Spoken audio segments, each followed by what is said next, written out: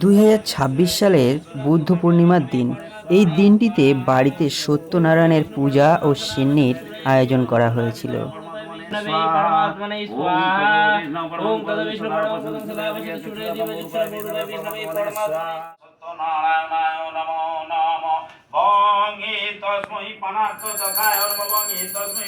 প্রতি বছর অক্ষয় তৃতীয়ার দিনেই বাড়িতে পুজো দেওয়া হয়, কিন্তু এবছর একটু অসুবিধার কারণে দিনটি পিছিয়ে গেল।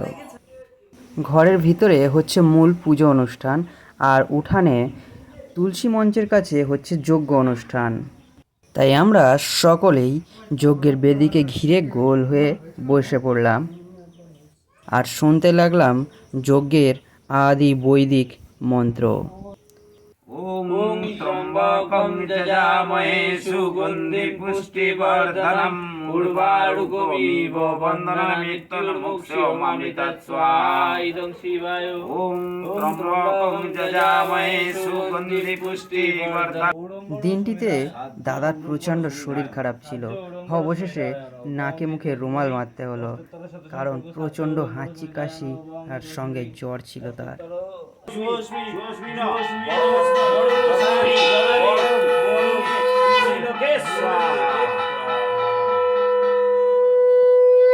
নারায়ণ পথ করিয়া বন্ধন, ক্রমে ক্রমে বন্দিলাম যত সুরগণ।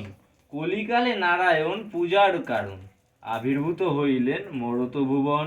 দরিদ্র ব্রাহ্মণ এক মথুরায় ছিল, না দেখে সুখের মুখ দুঃখে কাল গেল।